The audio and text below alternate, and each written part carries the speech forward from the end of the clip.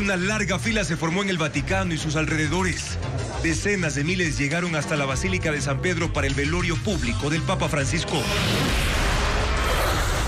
En Balsar, Guayas, hay 40 recintos rurales inundados y 1000 familias afectadas por las lluvias. Mientras en El Oro se desbordó la quebrada Santa Elena en el cantón Balsas y Marcabelí quedó incomunicado por un deslave. María Auxiliadora Patiño y José Javier Macías, procesados por el caso de sobornos Sinohidro, fueron detenidos esta mañana en Panamá. Tenían orden de captura de Interpol y el Ecuador pedirá su extradición. La fiscal Diana Salazar pidió el archivo del caso Flopec por no encontrar irregularidades en contra del expresidente Guillermo Lasso ni de los demás denunciados por el correísmo. La multa de tránsito por exceso de velocidad ahora se aplicará si se supera un margen de tolerancia de entre 5 y 7 kilómetros. Está en el reglamento de la ANT. Al menos 2.500 personas participaron en un mega simulacro en la Asamblea, Contraloría, Ministerio de Salud y Trabajo, entre otras instituciones, sobre amenazas de seguridad y la naturaleza. Una sentencia de la Corte de Sucumbíos obliga a Petroecuador a reparar integralmente a 303 familias de 18 comunidades por el derrame de crudo en el río Conejo que se produjo en 2023. Tras casi 2 décadas de estudio, se confirma una nueva especie de hormiga llamada paquilla que habita en la cordillera del Cóndor en la Amazonía. En la Copa Libertadores, Independiente del Valle buscará esta noche en Sangolquí mantener su hegemonía ante River Plate. Si gana, quedará primero en su grupo. Siguen llegando miles de feligreses a la Basílica de San Pedro en el Vaticano para ver el féretro con los restos del Papa Francisco. Tenemos, amigos, la información actualizada de los eventos fúnebres del Sumo Pontífice previo al funeral de este sábado. Bienvenidos a Televistazo Estelar este miércoles 23 de abril.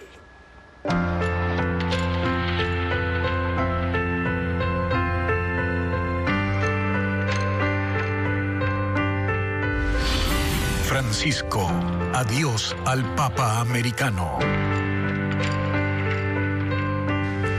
Miles de personas se despiden del Papa Francisco en la Basílica de San Pedro. El féretro fue trasladado esta mañana y desde entonces una multitud de fieles hace fila durante horas para poderle rendir honores. Entre los dolientes resaltó una mujer que rompió el protocolo para llorar en silencio junto al cofre. Con una marcha solemne, el féretro con el cuerpo del Papa Francisco fue trasladado desde la capilla de Santa Marta. Las campanas repicaban mientras 14 empleados del Vaticano, conocidos como sediarios, llevaban el cofre sobre sus hombros, escoltados por guardias suizos y decenas de cardenales. La procesión pasó por la Plaza de Santa Marta y la Plaza de los Protomártires romanos. Desde el Arco de las Campanas, subió a la Plaza de San Pedro y entró a la Basílica Vaticana por la puerta central, ante la mirada de 20.000 personas. Los restos del Papa Francisco fueron colocados frente al altar de la Confesión, cerca a la tumba de San Pedro, sobre una plataforma de madera inclinada, cumpliendo así con el deseo del pontífice de mantener una ceremonia sencilla. Allí el cardenal Camarlengo presidió la liturgia de la palabra.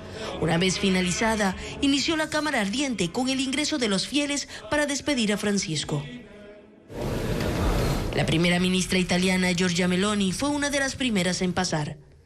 Siguieron las autoridades eclesiásticas, pero en medio de la multitud de sotanas resaltó una mujer.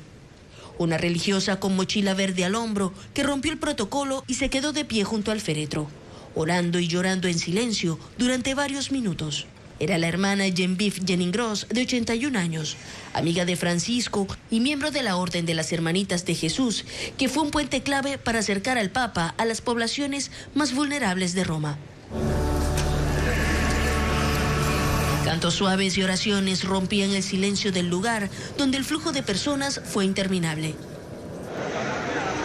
Afuera de la basílica, miles esperaban durante horas bajo el sol, en una fila que se extendió a las calles laterales que rodean el Vaticano durante la tarde y noche. La capilla ardiente se mantendrá hasta el viernes a las 19 horas y se espera que en ese tiempo más de 200.000 personas den su último adiós al Papa Francisco. El presidente de la República, Daniel Noboa, decretó 3 días de luto nacional por la muerte del Papa Francisco y dispuso que las banderas ondeen a media asta. Y precisamente quien hasta el domingo fue el máximo líder de la Iglesia Católica deja un legado de 4 textos clave que explican su visión sobre la fe, la misericordia, el amor y también la justicia social, que fundamentan una serie de reformas teológicas y pastorales que imprimió en la Iglesia. Desde asuntos de transparencia, las denuncias de abusos sexuales hasta el rol de la mujer. Veamos. El Papa Francisco le dio a la Iglesia 4 encíclicas. Son cartas sobre puntos de la doctrina católica dirigidas a los obispos y a los fieles de todo el mundo. La primera, titulada La Luz de la Fe, fue iniciada por el Papa Benedicto XVI y culminada por Francisco en 2013. 2 años después, Francisco presentó la encíclica Laudato Si, con el subtítulo sobre el cuidado de la casa común, de la creación de Dios. La hemos despojado. Una crítica del consumismo y el desarrollo irresponsable. Una llamada de atención a favor de una acción unida para combatir la degradación ambiental y el cambio climático. En definitiva, la protección y la defensa de la tierra. Las otras 2 encíclicas son Fratelli Tutti, todos hermanos, sobre la fraternidad y la amistad social, y Dislexit Nos, sobre el amor humano y divino del corazón de Jesucristo. Tras su elección dijo cómo quisiera una iglesia más pobre para los pobres. Mientras haya una iglesia que ponga su esperanza en la riqueza, Jesús no está allí. Y acometió una serie de reformas teológicas y pastorales. Reformó la curia para mejorar la transparencia y la eficiencia en la gestión. Implementó medidas para enfrentar los abusos sexuales dentro de la Iglesia, poniendo a disposición de los tribunales laicos las denuncias, testimonios y documentos de los juicios. Frente a la pedofilia, tolerancia cero. Estableció como obligación denunciar a las autoridades eclesiásticas las sospechas de agresión o acoso sexual y cualquier intento de encubrimiento. En 2021, la Iglesia Católica actualizó su Código Penal por primera vez en 40 años para incluir una mención explícita a los abusos sexuales cometidos por sacerdotes contra menores de edad y discapacitados. Francisco promovió una mayor inclusión de mujeres en los asuntos de la Iglesia. Dijo que se debe eliminar la mentalidad clerical y machista. Porque un mundo sin la conducción, el consejo y la visión de una mujer no puede ir adelante. Nombró a Alessandra Smerilli como subsecretaria del Dicasterio para el Servicio de Desarrollo Humano Integral, a Nathalie Berquat como subsecretaria general del Sínodo de los Obispos, a Rafaela Petrini como gobernadora del Vaticano y a Simona Bambrilla al frente del Dicasterio para los Institutos de Vida Consagrada. Con el documento Fiducia Supplicans de 2023 se dio permiso a sacerdotes para dar la bendición a parejas del mismo sexo, solo en situaciones espontáneas, no en ceremonias formales ni en ritos civiles de unión. Francisco dejó intacta la doctrina de la Iglesia en otros asuntos, como el aborto y el celibato.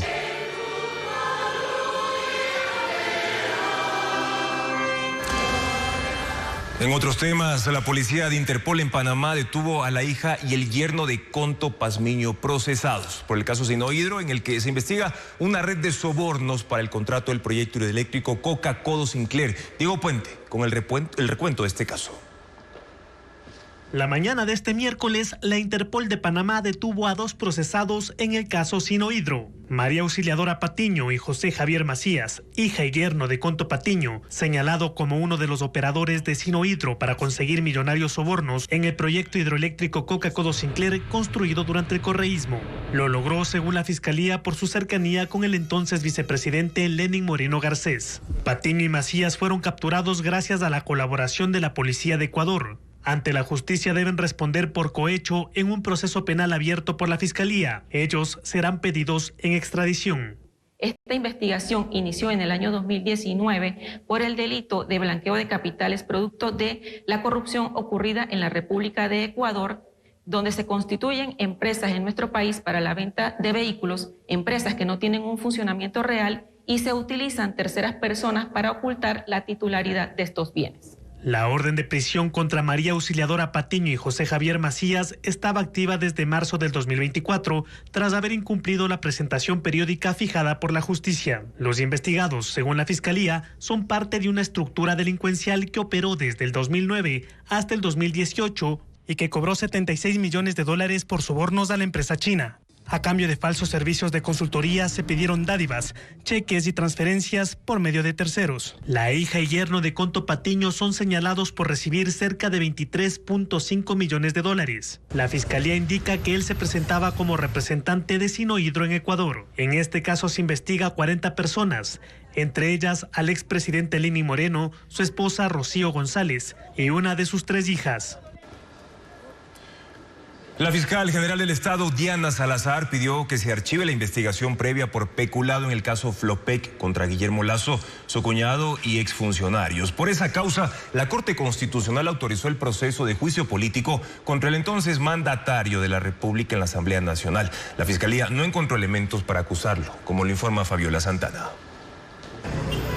La Fiscalía no encontró cargos para acusar de peculado al expresidente Guillermo Lasso y la fiscal general Diana Salazar pidió el archivo de esa investigación. La jueza Daniela Camacho conoció esa solicitud y concedió 3 días para que las partes se pronuncien. El abogado de la asambleísta electa por el correísmo, Mireya Pazmiño, dijo que se opondrán. Ella hizo esa denuncia en 2023 y tuvo una repercusión política importante, porque basándose en ese caso, la Corte Constitucional dio paso al trámite de juicio político en la Asamblea contra Lasso, que no alcanzó a resolver la censura y destitución, porque el presidente declaró la muerte cruzada y el CNE convocó a elecciones anticipadas. Lasso se defendió en cadena y en la Asamblea, y mostró que los contratos investigados fueron firmados antes de su gobierno.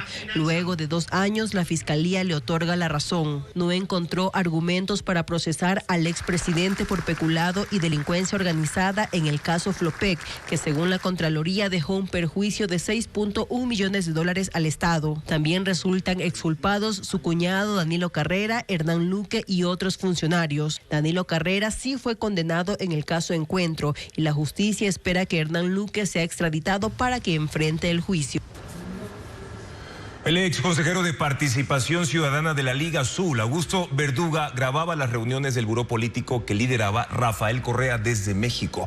En ese contexto, el líder de la Revolución Ciudadana habló de su desacuerdo con la idea de que es el tiempo de las mujeres y mencionó por primera vez a la Rana René, seudónimo que Verduga usó después para referirse a Luisa González. En su campaña, Luisa González buscaba posicionar un mensaje. Con ella en Carondelet, el tiempo de las mujeres llegaba. Sin embargo, semanas antes de iniciarla, en una reunión del buró político grabada por el ex consejero de Participación Augusto Verduga, el líder de la Revolución Ciudadana Rafael Correa dijo no estar de acuerdo. Sí, todos quisiéramos que fuera tiempo de mujeres, pero tampoco es cierto. Las encuestas, hay algunas veces variaciones en los resultados, pero generalmente nos dicen que la gente prefiere un hombre, lastimosamente, porque la mayor preocupación la gente de seguridad lo identifican como el macho, ¿no? Así respondió la prefecta de Pichincha, Paola Pavón, que creía que la candidata del correísmo debía ser de la Sierra para captar el voto. Su nombre ya sonaba para integrar el binomio de la Revolución y ella no estaba tan de acuerdo con que fuera Luisa González. Creo que los números de Luisa son un techo, no son un piso, y eso a mí me preocupa enormemente. Por eso creo que el nivel de desconocimiento del Augusto, del mío, del Gustavo, jugaban a favor, porque tú podías en esta campaña poder crecer. Yo estaba convencida que el candidato o candidata tenía que ser serrana, pero compañeros, yo haré todo el esfuerzo para que Luisa sea la primera mujer presidenta de este país, porque también estoy convencida que es tiempo de mujeres. En ese contexto, por primera vez se escuchó a Correa hablar de la Rana René, apodo con el que luego Augusto Verduga y su círculo se referían a González. Si la presidenta de la costa, mujer, el presidente debe ser hombre de la sierra. Algunos dicen ya se superó ese esquema, no se ha superado ese esquema. Tiene que tener equilibrio regional. Usted fue con Jorge Glass. Yo me presentaba con la Rana René, ganaba ese momento. Ese era otro contexto. En la conversación, Correa también se mofó de la edad de la prefecta de Pichincha. Y que sea un contraste, un poco un complemento, más que contraste, con Lisa, que se ve como la madre protectora de mediana edad, aparenta menos edad la que tiene 46 ya, y es mayorcita ya, pero aparenta menos. Yo tengo 46 precias y que estamos jovencitas. Usted se aparenta a los 46, ¿no? Son unas niñas. Esa grabación fue hecha el 4 de agosto de 2024, antes de la definición del binomio para las últimas elecciones, que fue conformado con Diego Borja. Y hay más repercusiones por los audios del caso Ligados. Hoy el Consejo de Participación Ciudadana conoció la renuncia de Pablo Villagómez, ex embajador del correísmo, quien presidía una terna para la judicatura. Galo Chiriboga estuvo detrás de su postulación y Augusto Verduga lo asesoró. Informa más detalles Jacqueline Rodas. Los audios de Augusto Verduga del caso Ligados generan consecuencias. Pablo Villagómez, primero en la terna de la Asamblea para ser vocal de la Judicatura, envió su renuncia a la presidenta Viviana Veloz y al titular del Consejo de Participación, Andrés Fantoni. Este es el oficio. He puesto en su conocimiento mi decisión de declinar la honrosa postulación que me hiciera la función legislativa. No explica las razones, pero ocurre tras descubrirse que el ex fiscal Galo Chiriboga y el ex consejero de Participación Augusto Verduga estuvieron detrás de su postulación. Chiriboga contactó a Abraham Verduga, envió largos mensajes por WhatsApp para que su hermano, el consejero, le diga el momento adecuado para postular a Villagómez y asegurar la vocalía durante 6 años. Ñaño querido, este mensaje me manda Galo Chiriboga. ¿Qué le digo? Le dije que te trasladaría el mensaje. Ñaño, efectivamente, la persona que sea electa desde la Asamblea solo estaría en el cargo por un periodo breve de 3 meses. Si el perfil de Villagómez es el adecuado, yo sugeriría que lo reservaran para el Consejo Definitivo. Alguien podría replicarme que ejerza durante esos meses y luego también pueda ser vocal definitivo. Dale, Ñaño, ¿te parece bien si le paso tu mensaje a Galo? Sí, Ñaño, pásale. Luego Chiriboga mandó notas de voz pidiendo más favores. Hola, Abraham, perdona que te llame. A esta hora sé que ya son como las 9 de la noche. Mira, necesito que me des una mano con tu hermano por un trámite para Pablo Villagómez ahí en el CPCC, porque ya hoy en la Asamblea se mandó la terna de la función legislativa y Pablo Villagómez va primero en la lista, ¿no? El favor, si lo pudiera atender al doctor César... Ya te digo el apellido. Villagómez es un diplomático que representó a Ecuador en la Unión Europea durante el correísmo. Su renuncia fue aceptada este miércoles por el Consejo de Participación, que devolvió la terna a la Asamblea para que la reenvíe en 10 días. Mucha atención porque la Agencia Nacional de Tránsito aprobó un margen de tolerancia entre 5 y 7 kilómetros para aplicar las sanciones por exceso de velocidad. Ese parámetro deberá ser considerado en la calibración de los radares y hasta el momento ningún municipio ha presentado las certificaciones que habilitan el funcionamiento de esos dispositivos, como le explica Adriana Bermeo. Ahora habrá un margen de gracia antes de aplicar una multa por exceso de velocidad. La Agencia Nacional de Tránsito aprobó el pasado 21 de febrero el reglamento que establece el margen de seguridad o tolerancia. Se aplicará la multa cuando la velocidad rebase 5 kilómetros de límite si se mide con un radar fijo y 7 kilómetros más si se mide con un radar móvil. La velocidad máxima en zona urbana es de 50 kilómetros por hora, 90 kilómetros por hora en carreteras para livianos y 70 transporte público. Los márgenes de tolerancia, según la ANT, evitarán sanciones erróneas como consecuencia de variaciones en la medición de la velocidad del vehículo. Los radares deben ser calibrados tomando en cuenta esos márgenes para obtener la certificación de funcionamiento. La ANT dijo a Televistazo que hasta el momento ningún municipio ha obtenido esa certificación y todos los radares del país están inhabilitados, tengan o no el sello de clausura. Por lo tanto, las multas emitidas a partir del 21 de febrero por cualquier dispositivo fijo o móvil no son válidas y pueden ser impugnadas. Los conductores que han sido notificados con sanciones por exceso de velocidad pueden denunciarlo enviando una foto de la multa al correo electrónico radares@ant.gov.es y usar como prueba de impugnación la respuesta de la Agencia Nacional de Tránsito.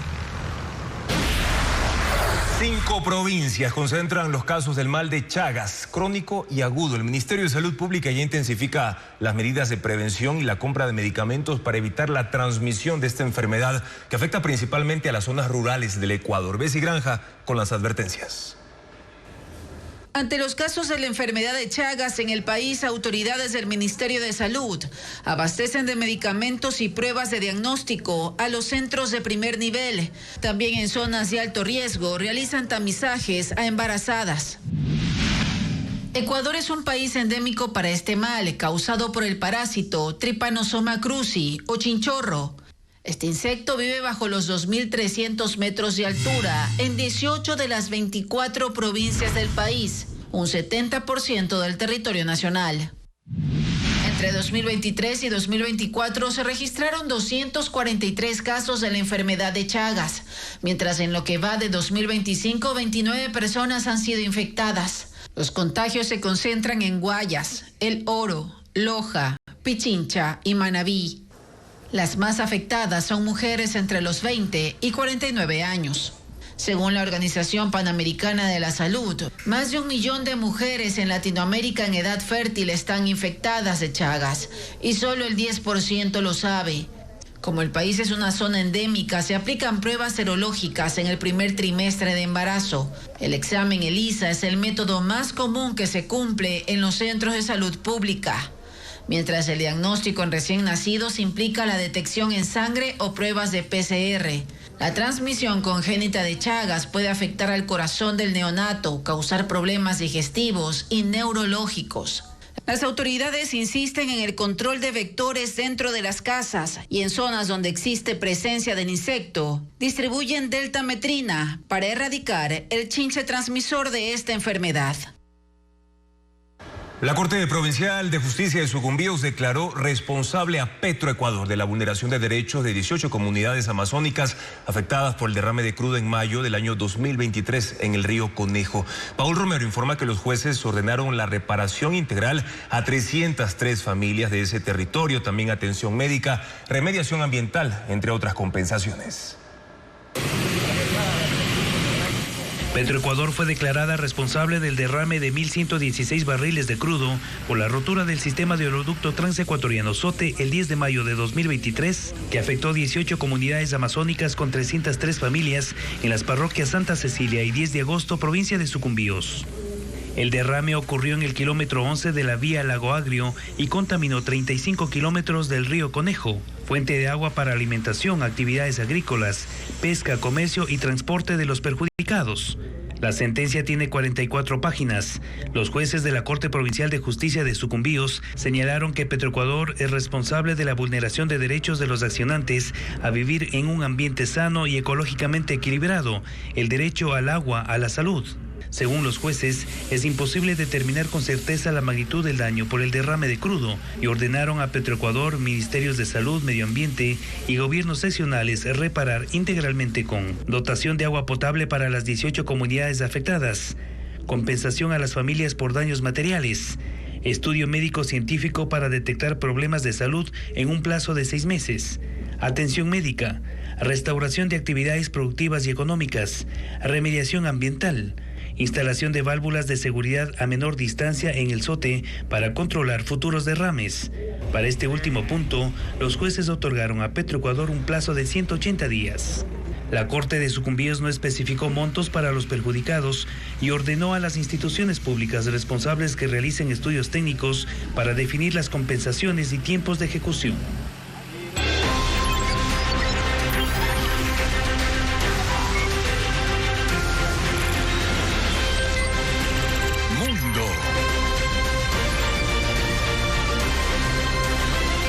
Ex cancilleres de Colombia escribieron los excesos del presidente de ese país, Gustavo Petro. Uno cuestionó su adicción a las drogas, mientras que el otro le advirtió de que está poniendo en riesgo las relaciones con Ecuador. Francisco Garcés tiene un resumen del contenido de la carta.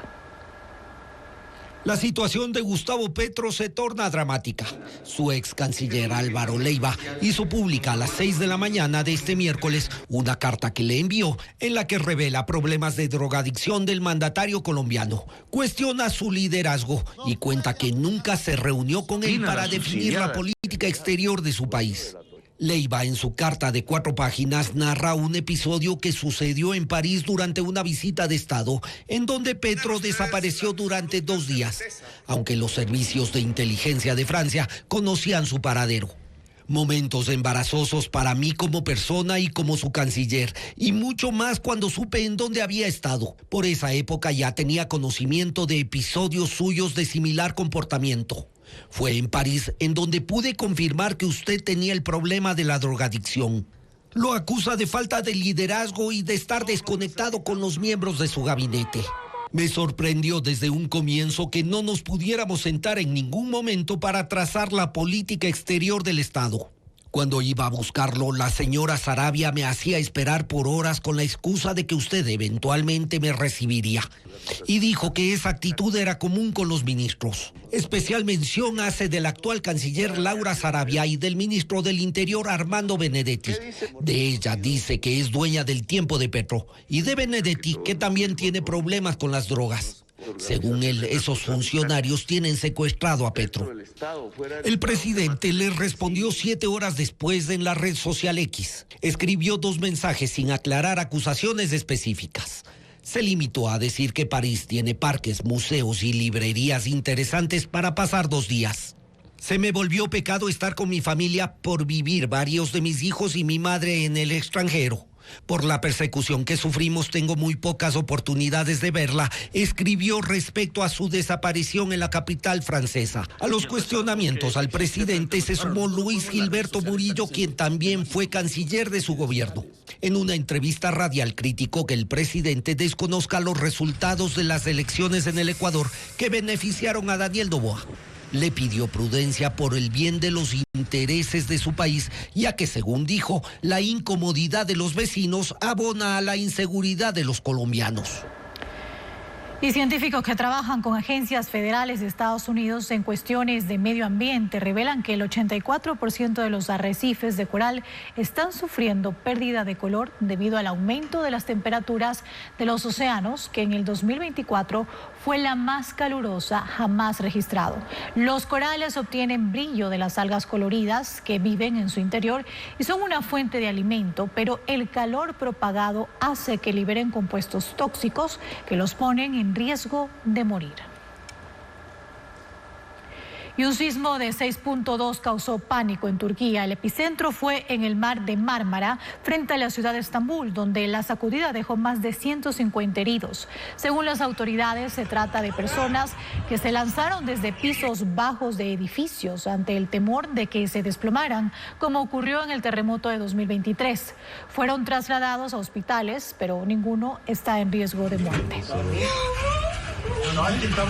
Emergencia en la costa este de Estados Unidos. Más de 3.000 personas fueron evacuadas debido a un incendio forestal en el estado de Nueva Jersey. El fuego ha consumido más de 3.500 hectáreas de bosque y deja a 15.000 usuarios sin energía. Un incendio forestal avanza con rapidez por una reserva natural protegida en el condado de Ocean, en el estado de New Jersey. El fuego, que comenzó la tarde del martes, se intensifica por la sequía que afecta a gran parte del estado y ha consumido más de 3.500 hectáreas de bosque. Las llamas amenazan a más de 1.300 viviendas, granjas, viveros e infraestructura eléctrica de la zona. La magnitud del siniestro obligó al cierre de carreteras y a la movilización de recursos estatales y federales. Brigadas de bomberos voluntarios y equipos de rescate de varios condados se han sumado a los trabajos para controlar el incendio y se ha incluido el uso de aeronaves. Hasta el momento, más de 3.000 residentes fueron evacuados ante el riesgo de que sus hogares sean alcanzados por el fuego. A pesar de los esfuerzos, solo se ha logrado contener un 10% del incendio, que provocó un corte de energía, el cual afectó a más de 25.000 usuarios, especialmente en el municipio de Barnegat. Aunque gran parte del servicio ha sido restablecido, alrededor de 1.500 hogares continúan sin electricidad. Las autoridades no reportan heridos ni fallecidos, pero piden a la población mantenerse atenta y seguir las instrucciones de evacuación en caso de que sea necesario. Imágenes de una cámara de vigilancia muestran el momento en que una mujer y sus hijos escaparon de la explosión de una alcantarilla. Ocurrió en el condado de Dutchess del estado de Nueva York. La mujer paseaba con sus hijos, uno de ellos a bordo del coche, pero segundos después de pasar sobre la tapa de una alcantarilla se escuchó un estruendo. La tapa de metal y los escombros salieron volando a varios metros de distancia. Los bomberos informaron que no hubo heridos, pero la escena fue acordonada por la policía para las investigaciones.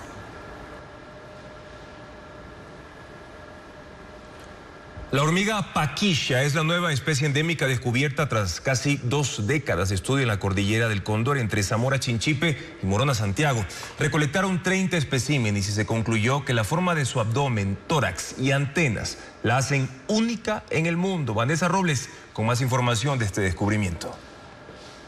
Mide 3 milímetros, es de color café con negro y fue recolectada por primera vez en la Amazonía ecuatoriana en 2008. 17 años después, la ciencia conoce oficialmente a la hormiga de paquilla, tras la publicación científica en la revista de Historia Natural. En un artículo de 29 páginas, describe a la nueva especie. Encontrarlas no es sencillo, porque habitan en la copa de los árboles. De hecho, en casi 2 décadas de estudio, apenas se recolectaron 30 especímenes. Sus colonias son pequeñas, conformada por 12 individuos. En cuanto a su forma, sus características son únicas. Tienen 12 segmentos en las antenas, 5 dientes y son omnívoras. Su nombre es en honor a la parroquia donde fue encontrada por primera vez. Según investigadores del Instituto Nacional de Biodiversidad INABIO, de la Escuela Politécnica Nacional y de la Universidad Nacional de Colombia, solo habita en la cordillera del Cóndor, específicamente en Paquilla, provincia de Zamora Chinchipe, y en la localidad El Quimi, en Morona Santiago. En Ecuador hay aproximadamente 800 especies de hormigas.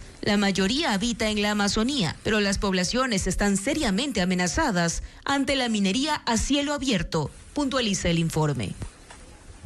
Un grupo de delincuentes irrumpió en la casa del jugador Jackson Rodríguez del Club Sport Emelec y secuestraron a su esposa e hijo de 5 años. La policía ahora investiga lo ocurrido, como le informa Italo Ruiz. Eran las 2:50 de la madrugada de este miércoles cuando un grupo de hombres armados entró abruptamente a esta casa luego de derribar la puerta con un combo. Preguntaron por el dueño del inmueble, el jugador del Club Sport Emelec, Jackson Rodríguez, y cuando la esposa dijo que no estaba, se la llevaron junto con su hijo de 5 años. A ver que lo que pasaba, se esconde bajo la cama en donde se encontraba descansando. Él, a ver esto, sale por la ventana y bueno, cuando ellos se retiran, puede indicar de que estos individuos se trasladaban en una camioneta doble cabina. Tras lo sucedido, el futbolista pidió ayuda inmediatamente. La UNACE y bueno, ellos ya están manejando el caso. Nosotros como eje preventivo inmediatamente lo que hemos dado es las facilidades a fin de continuar con los patrullajes en el sector. El secuestro de los familiares del futbolista ocurrió en el sector de Mucho Lote 2, en el norte de Guayaquil. En Quito, 2.500 personas participaron de un mega simulacro por distintas emergencias en la Asamblea Nacional, también en la Contraloría General del Estado y el Ministerio de Trabajo. Diego Puente cubrió el evento y explica que en 2 instituciones se simularon ataques terroristas. Vamos a verlo.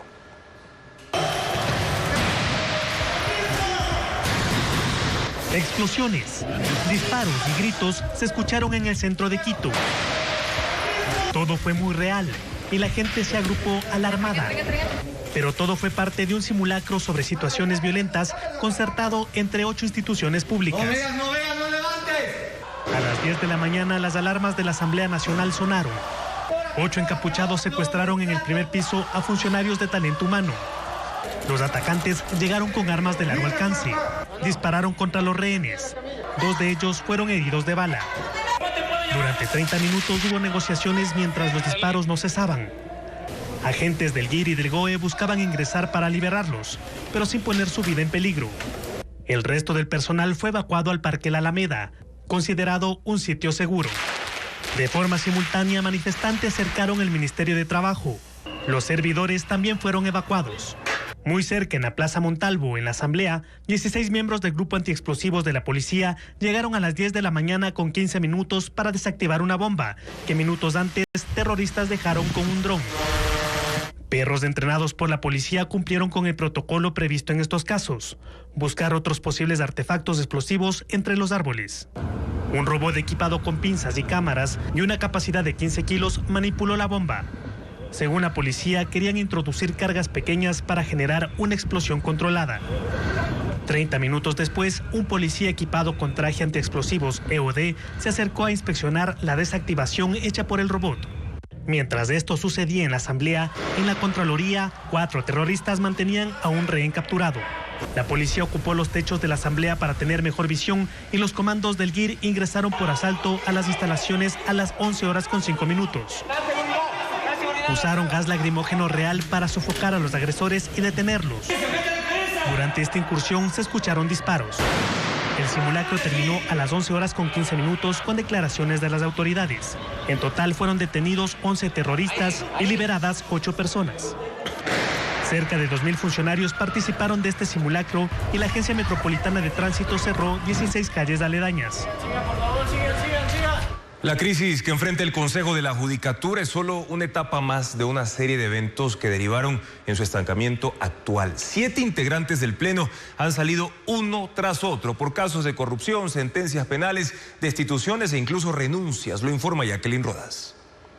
Esta tarde, por cuarta ocasión, no se pudo instalar el Pleno del Consejo de la Judicatura. El organismo está paralizado porque solo tiene 3 de 5 integrantes y no se ponen de acuerdo. Esta crisis es solo una más de una serie de eventos que van desde renuncias obligadas y destituciones hasta casos de corrupción y sentencias penales. Solo en los últimos 2 años, la Judicatura ha perdido 7 miembros uno tras otro, al punto que ya no quedan suplentes para completar el Pleno. Esta etapa empezó cuando la Corte Nacional puso en su terna a Wilman Terán y lo convirtió en presidente. Terán protagonizó hechos bochornosos que derivaron en delitos. Está preso en la cárcel La Roca, sentenciado por delincuencia organizada en el caso Metástasis y por obstrucción de la justicia. También fueron sentenciados Javier Muñoz y Maribel Barreno. Juan José Morillo perdió su cargo por estar imputado por tráfico de influencias. Fausto Murillo fue destituido por la Asamblea y el Ciceli renunció a reemplazarlo. El último en salir fue Merck Benavides por compromisos académicos. Esta crisis podría tener salida con el concurso para nombrar un nuevo Consejo de la Judicatura, pero ese proceso lleva meses de retraso. Hoy el Consejo de Participación ofreció retomarlo lo más pronto posible.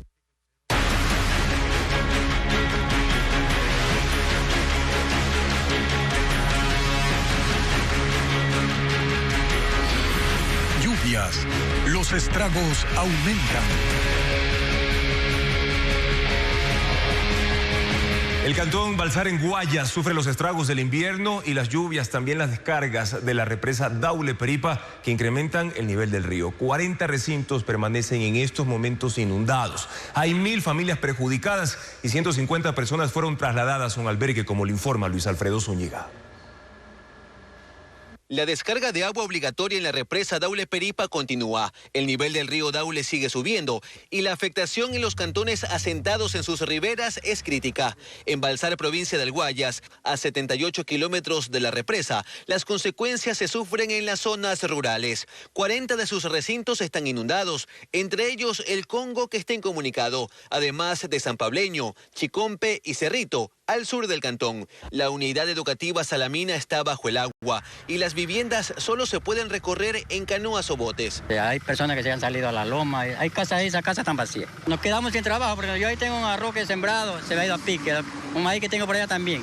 En los recintos hay 1.000 familias perjudicadas. 3.000 hectáreas en afectación.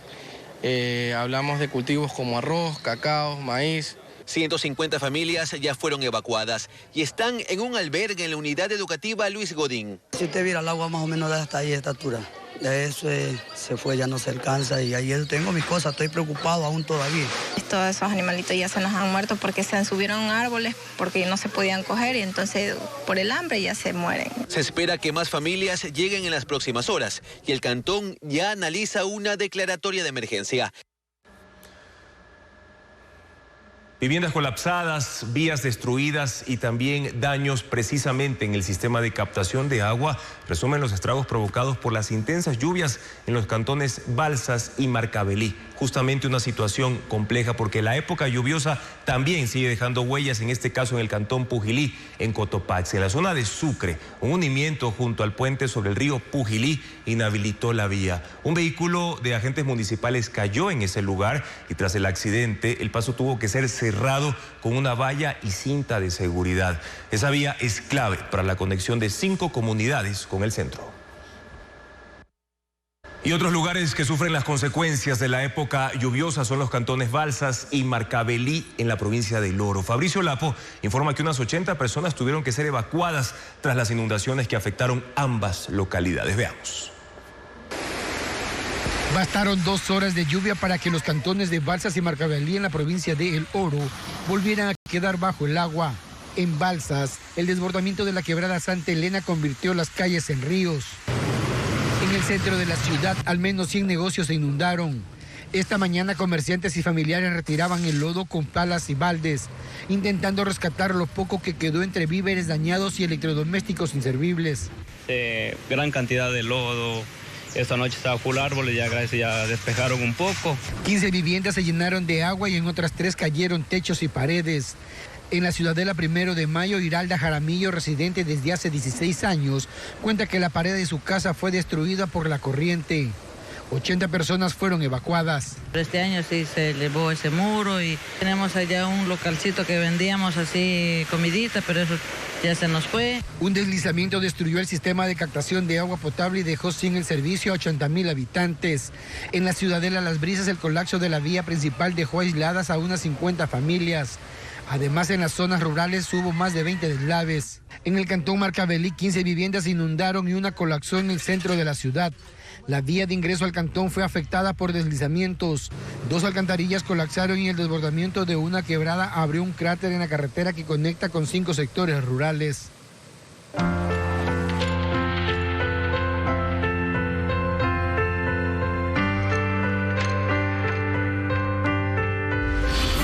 Francisco, adiós al Papa americano. La multitud de fieles que hizo fila para despedir al Papa Francisco se extendió durante la noche. Las autoridades italianas, de hecho, ya informaron que iniciaron los protocolos de máxima seguridad ante la llegada masiva de visitantes, que incluye a jefes de Estado que van a asistir al funeral del Sumo Pontífice este sábado. Desde Ciudad del Vaticano, Diego Borbolla con más detalles. Ha sido un día de mucha actividad y ríos de fe que rodean a la Basílica de San Pedro. Cerca de 20,000 personas asistieron este día para darle el último adiós al Papa Francisco, que está en esta Basílica de San Pedro en una ceremonia de cuerpo presente. Se dieron a conocer también cifras en materia de cardenales. Son 103 los que estuvieron en la segunda congregación general aquí en el Vaticano, pero también se informó que hay 4,000 periodistas que solicitaron acreditación de todo el mundo que siguen llegando. Y un punto muy importante es que el viernes se revelará la lista definitiva de jefes de Estado que llegarán al funeral. Esto lo dio a conocer la oficina de prensa de la Santa Sede. Y ante la llegada estimada que se espera de 200,000 personas durante los próximos días, incluidos jefes de Estado y delegaciones de 170 países, el gobierno italiano ha activado el nivel de alerta nacional de seguridad, que es el máximo previsto protocolo. Solo se aplica en eventos excepcionales como por ejemplo las cumbres del G7. Para Ecuavisa desde el Vaticano, yo soy Diego Borbolla. El subsidio a la gasolina extra podría quedar en cero en mayo próximo. Según la Cámara de Distribuidores de Derivados de Petróleo, la caída del precio internacional del crudo generaría ese ahorro para el Estado ecuatoriano. Consideran que es el momento ideal para liberalizar el precio, como lo explica Patricio Díaz.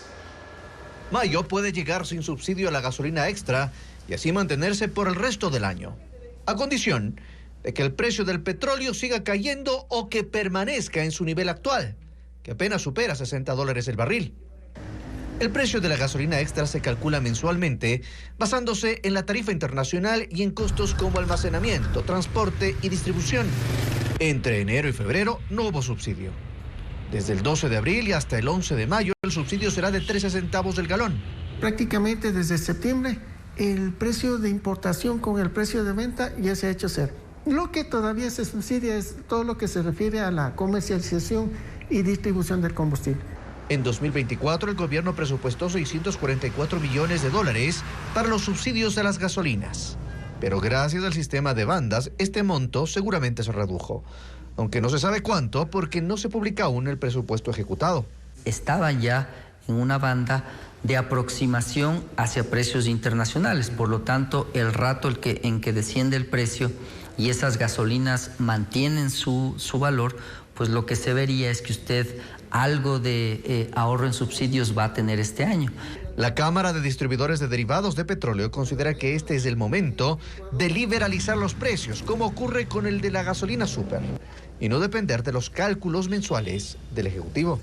¿Qué le permitiría al gobierno ahorrarse en unos $200 millones al año? Según Osvaldo Landazuri, este ahorro aporta también a lo que se pierde por la venta del petróleo a menor precio. No sé si le alcanza a compensar completamente, porque además usted está combinando esta situación con una baja en su producción.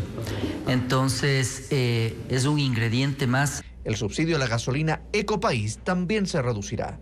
Sin embargo, la carga más alta para el Estado es el diésel, que tiene un subsidio de 92 centavos.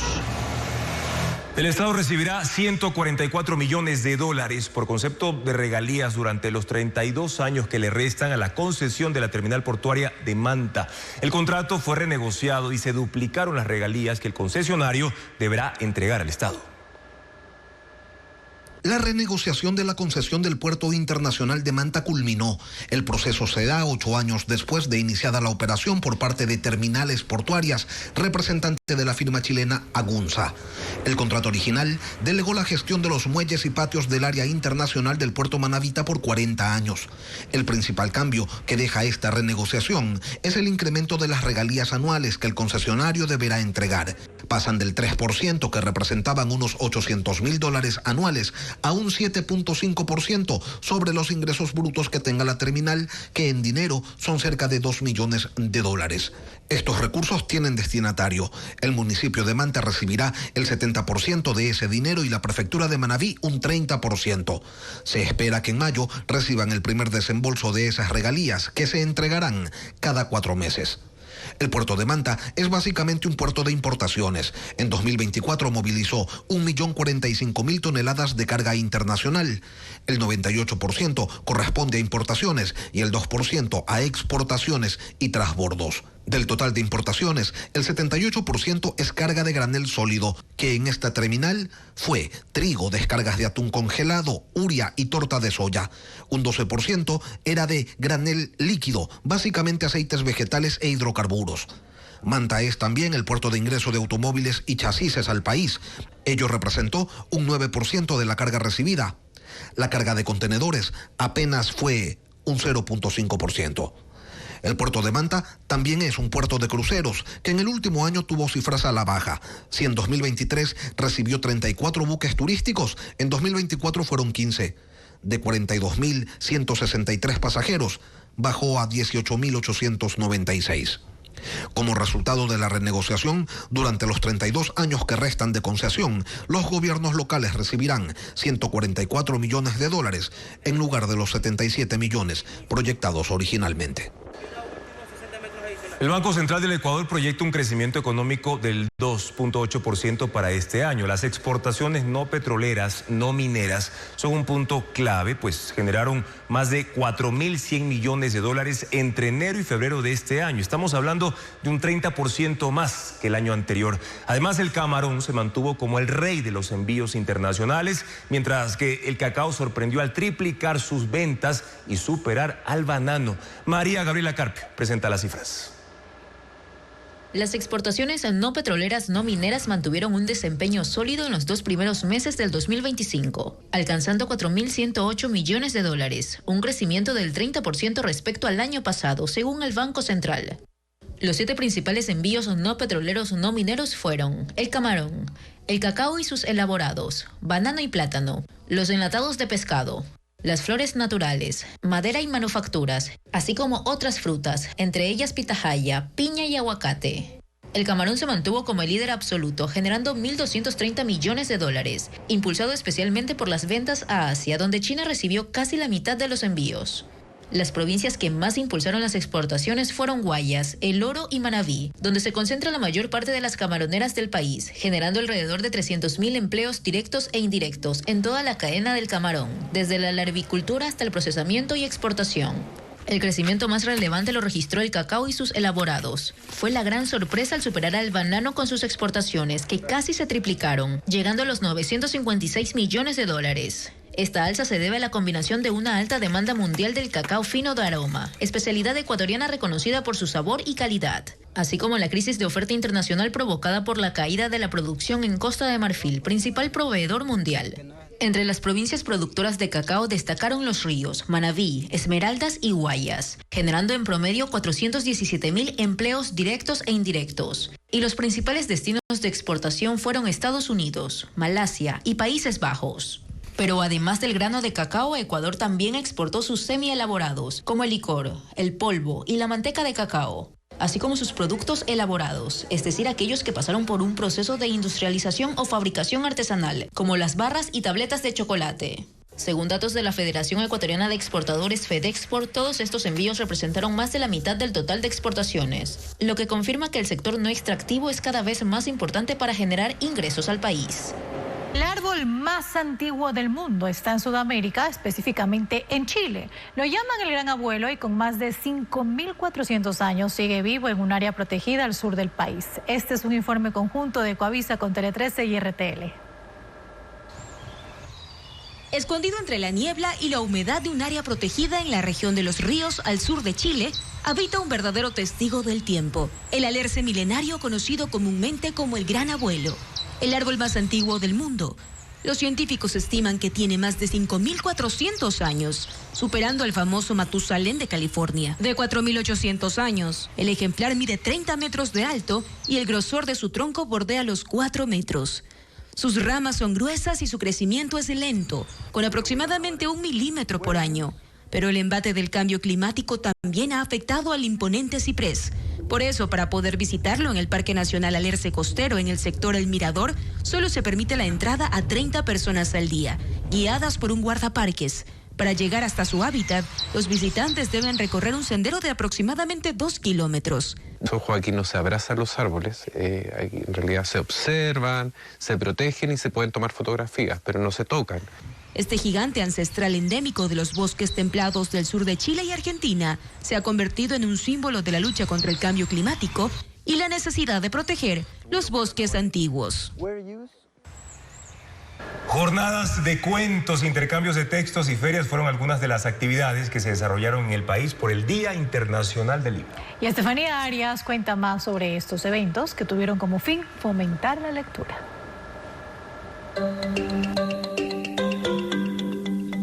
Textos en las jardineras, versos pegados en paredes y postes y espacios de lectura para todas las edades. Así comenzó el Día Internacional del Libro en el Museo Naim Isaías en Guayaquil, una actividad denominada Lectura en Ruta, que llevó a unas 400 personas a intercambiar y regalar historias. Este libro le pedimos que se lo regalen a la ciudad, ya sea que lo dejen en la metrovía, en un taxi, en un parque, en una banca, o le regalen a alguna persona. O sea, la idea es poder hacer una cadena de lectura con toda la ciudadanía. Exactamente, la lectura se ha perdido, ya cual más está en internet. Soy uno que quiero dejar ya esa costumbre ya y retomar lo que es el libro, la lectura en vivo. En la Ludo Biblioteca de la Casa de la Cultura de Babahoyo hubo una jornada de cuentacuentos, pintura y teatro de títeres para niños. También se realizaron lecturas en lengua de señas para fomentar la inclusión en los menores.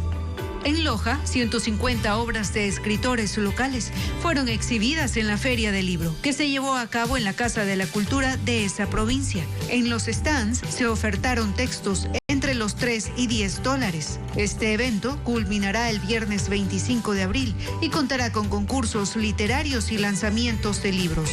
El Museo Pumapungo en Cuenca también organizó un recorrido con estudiantes por la biblioteca principal, que alberga unos 56.000 textos patrimoniales. Aquí, los jóvenes conocieron desde obras clásicas hasta poesía. Y en Quito se desarrolló una lectura colectiva en la biblioteca de Pintaj para inspirar a escribir, una actividad gratuita en la que participaron 22 niños de entre 2 a 8 años. Hoy día quisimos que los chicos conozcan un nuevo tipo de lectura que hicimos a través del Kamishibai. Es un teatro en papel en el cual los chicos, por ejemplo, pasamos imágenes y ellos se van imaginando el cuento. Así, estos espacios culturales fomentan el hábito de la lectura en la comunidad y de esta forma mantener el protagonismo del libro en la historia. En Napo y Pastaza, adolescentes quichua celebran el Día del Libro con lecturas en su idioma ancestral, talleres y bibliotecas. Desde la Casa de Saberes Amazónicos hasta la Sachateca en Mariscal Sucre, libros, voces y letras recorren la Amazonía con un mismo propósito: fortalecer la identidad mediante la lectura.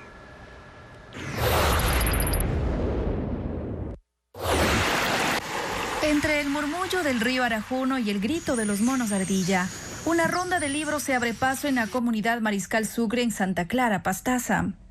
Allí 12 jóvenes se forman durante esta semana como mediadores de lectura. Así se vive el Día del Libro en esta comunidad quichua. Los talleres se realizan en Sachateca, una biblioteca comunitaria creada por Lucero Mora para fortalecer el vínculo con la lectura en la zona. 2 facilitadores que llegaron desde Quito acompañan esta experiencia que busca algo más que leer: enseñar a compartir las historias. Leñador que vuelve de su labor, hacha al hombro y leña. El grupo se prepara para recibir este fin de semana a 30 niños y jóvenes de Puyo e incentivarlos a leer mientras disfrutan de un recorrido por la selva.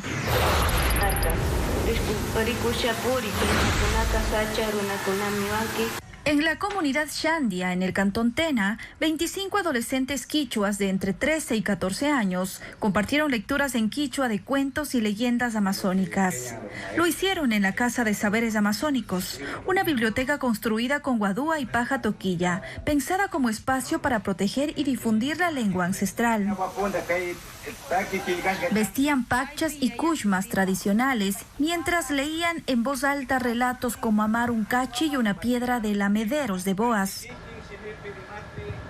De igual forma, la capital de los ecuatorianos vivió hoy una jornada cultural por el Día Internacional del Libro.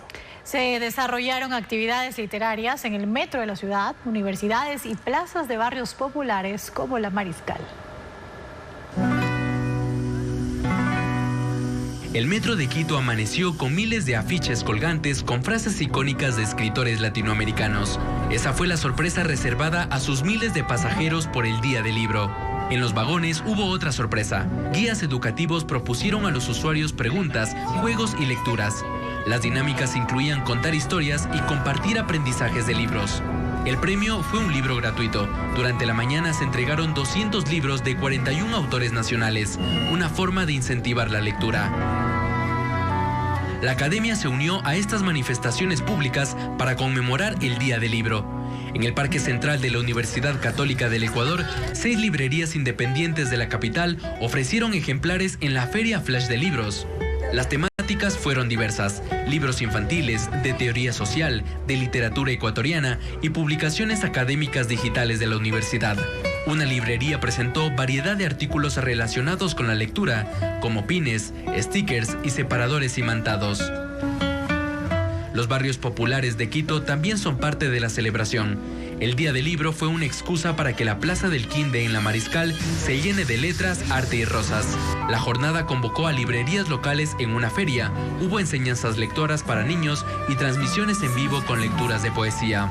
El toque internacional lo puso el Casal Català, una asociación de catalanes residentes en Quito, con la celebración del Sant Jordi, una tradición donde se intercambian libros y rosas. Y ahora en las noticias del espectáculo, el guitarrista Carlos Santana fue hospitalizado de emergencia tras desmayo antes de brindar un show en Texas, en Estados Unidos. Además, la banda argentina R-Way llegará a 2 ciudades ecuatorianas con su gira Juntos Otra Vez. En el siguiente reportaje les contamos cuándo serán los conciertos. El artista colombiano Fade estrenó Pida lo que quiera mami. En el video luce solo, sin efectos ni distracciones, pero con una letra para una persona cercana. Es como si estuviera hablando con alguien que creyó en él antes de que fuera rico y famoso. Sus fans creen que se trata de Karol G, con quien tiene una relación desde 2023. Hay preocupación entre los fanáticos de Carlos Santana. El guitarrista de 77 años fue llevado de emergencia al hospital justo antes de salir al escenario en Texas. Todo estaba listo para un show más de su gira Oneness Tour 2025. Él se encuentra estable y en recuperación.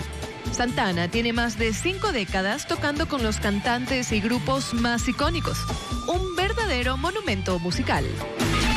Después de 20 años, el grupo argentino R-Way vuelve a los escenarios y Ecuador es parte de su gira.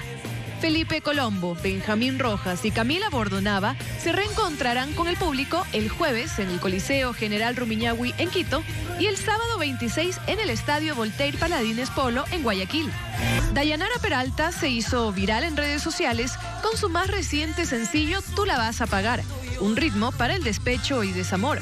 La letra mezcla dolor, coraje y empoderamiento. La cantante sorprendió saliéndose del pop urbano para explorar este género. Este tema está segundo en la lista del Top 10 Hits Nacional. La cantante comparte en su Instagram algunos videos de sus fanáticos.